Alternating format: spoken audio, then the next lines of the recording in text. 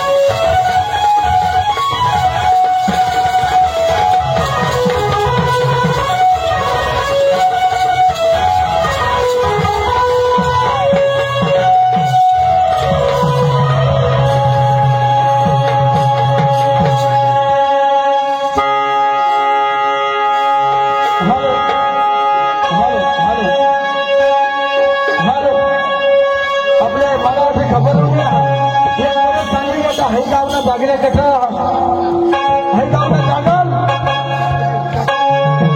जागरला बोलवी राहणार बरोबर तो आनंद स्टेजने मागाय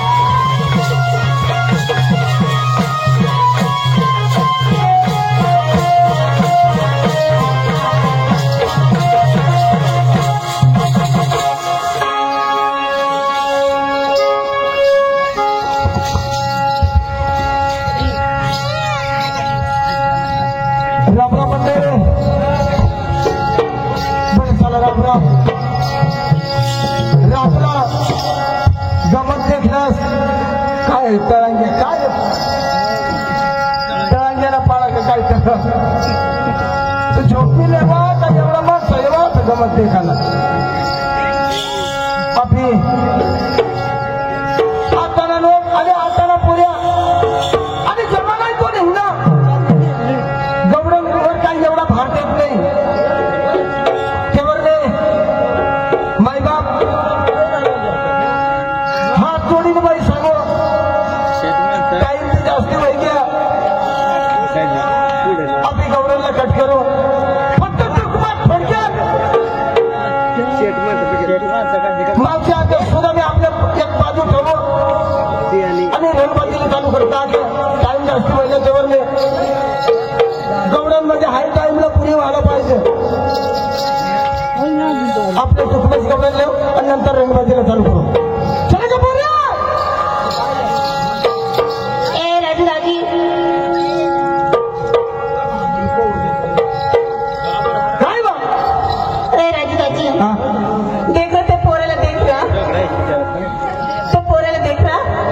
तो दिवशी नाही जाणं होतो मला तू कधी होणार अहो येणा बायको तुला माहिती नाही का अहो तू गंमत देखलाव ना अब वो गमत देखलाव ना मग त्याला दुरून नाही दिखा अहो तू बारीक पोरे दूर निघाला त्याला दिसता मग अरे देख रहे ते पोरल बेस कर चांगला देखणार चांगला देशी नाही ना मग तुला नाक तसे तुला बी नाक तुला डोळा होत तसे त्याला बी डोळा तुला दात होत तसे त्याला बी दात गमत देखायला उन्हा पण त्यांनी का पुढे बसवाच का पण तुला काय होईना तव बसणार तर बसणार पण त्यांनी पेटनी चोळून का उघडी ठेवाच का देख ना रोमावर रगवर देखी राहिला मग त्याला सांगू आता जीवन पोरं तेगडे हात तडपता बायको चेक करली ना मग ते आणि काय बघ पुरे सालानी बघ पुरे साला माहिती जीवन पुरे साला आई गाव मग मला खुशी येऊन सांगत हो त्या खुश मध्ये ना आणि काय आता काढणार का घालणार का चालणार काय असं सांगायला आहेत ना काय बायचं जत्रा जाऊ का येणं लगायला जाऊ ना बरोबर तर मला जीवन पोरस तेंगडे मात देखते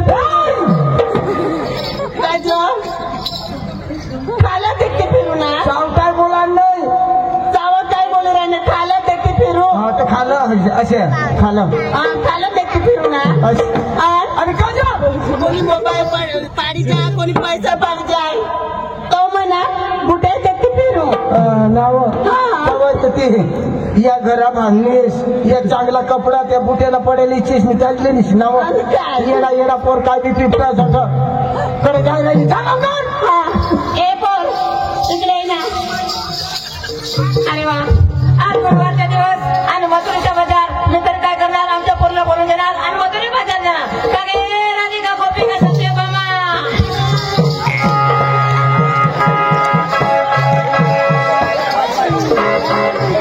ए बाई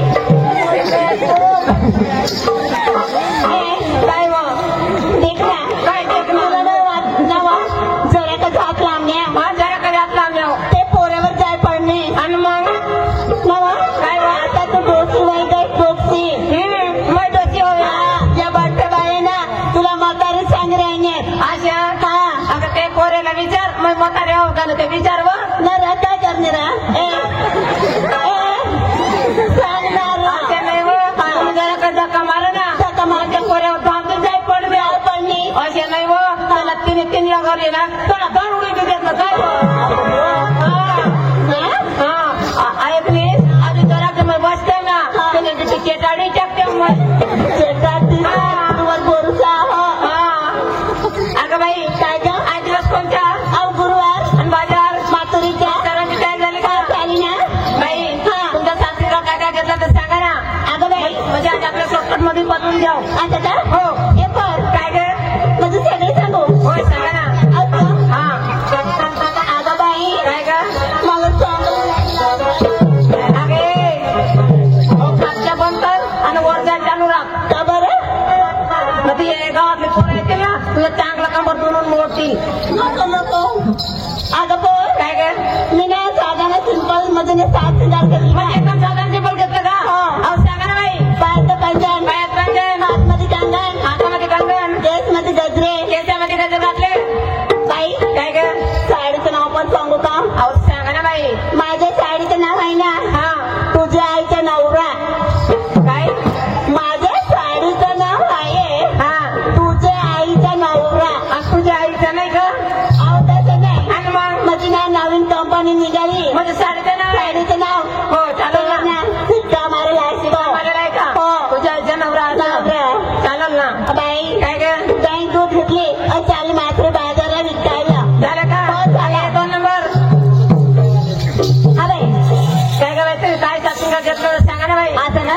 अगं बाई मी काय नेसली तुला माहिती नाही? नाही ना. खरंच का? अगं बाई मी आज नेसली. कुछ कुछ होता है. कुछ कुछ होत आहे. अगं ये बया. अहो तुम्हाला कुछ कुछ होत आहे. मला का बरं होत नाही ग? अहो तू लहान आहे ना अजून. अहो मला नाही ना होत. तू जरा बारीक आहात. आपण मोठी होईत आहोत तुला होईल कुछ कुछ. म्हणजे मी लहान आहो. लहानच मग मोठी वाटेल तेव्हा मला कुछ कुछ होईल. तेव्हा होईल. तेव्हा माझ्या मसाला माझ्या येईल तेव्हा कुछ कुछ होईल ना.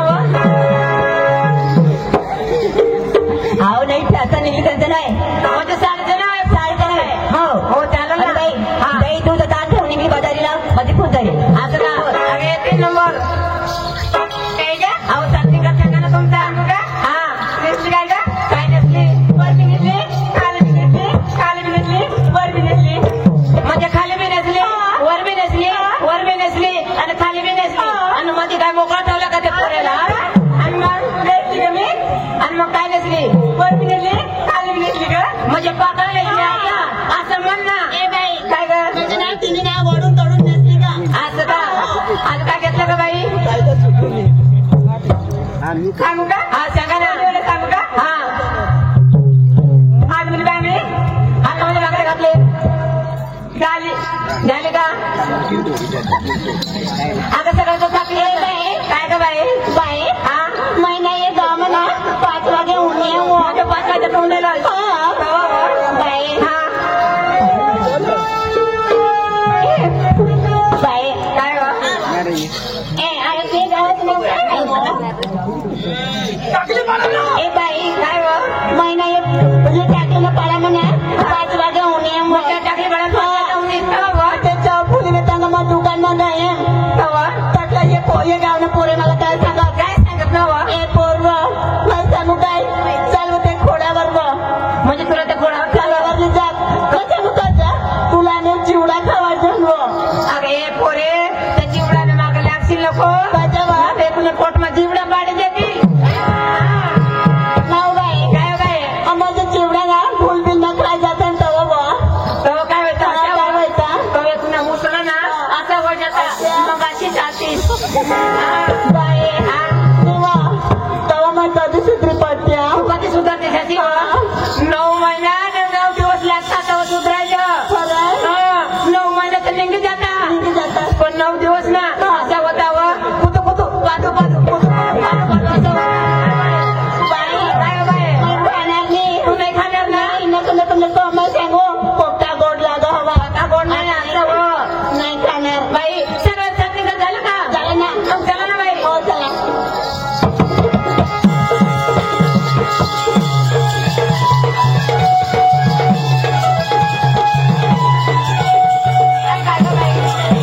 काय ग बाई? ए बाई तुम्ही आमच्याला लहान लहान पोरला विचारले मग तुम्ही काय सांगणार म्हणजे मी पण सांगू का? हो, सांगा ना. बाई आज मी काय नसलं माहित आहे का? नाही ना आज मी नसले मला घेऊन चला. घेऊन चला बाई काय ग? तुला घेऊन चला असं बाई हातामध्ये बांगड्या घातल्यात, बांगडे घेतले पायामध्ये पंजन, पांजन गळ्यामध्ये मणिमंगळसूत्र घातलं.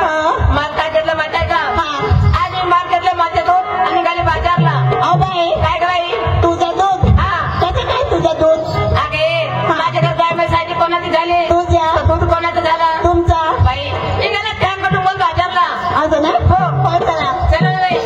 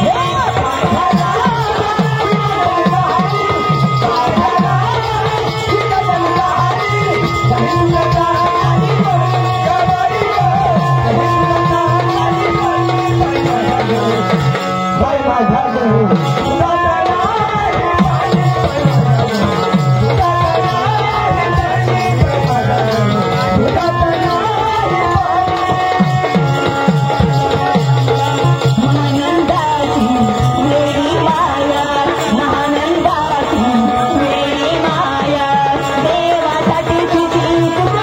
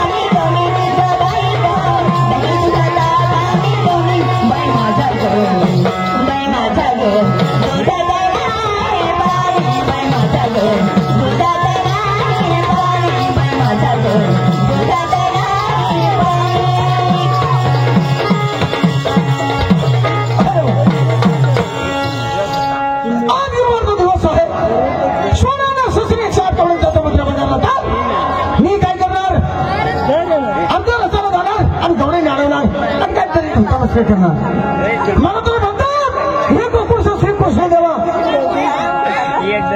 जसं सरकारचे राजा ढोळी आहे तसंच माझं नका आहे तरी त्याचं म्हणत तिकडे नाही तिकडचं म्हणत इकडे देणार नाही काय हे गोकुळला दूध गोकुळमध्येच खपायला पाहिजे हे कंसाचे वाड्याला कधी जाऊ देणार नाही हे काम मी स्वतः करणार आणि हे गौरव लवकरच आपल्याचे आहे चला का बरी लवकर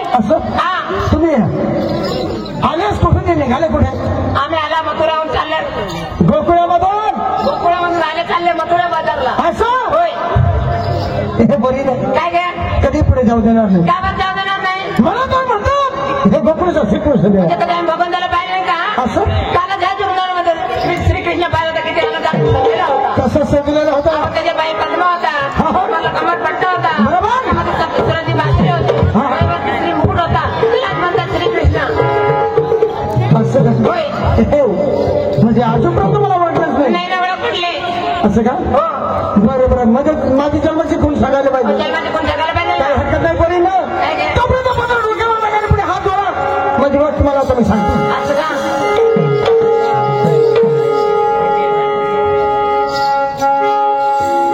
हॅलो पुढे हात जोडला का जोडलं ना लवकर चला तिने तारा स्वर्गात मूर्ती पाताळा अगं बरी ना बरोबर ऐकून घ्या हा लवकर चला तिने तारा स्वर्गात मूर्ती पाताळा तिने तारा जगमन करणार नंदन सुधी सागरी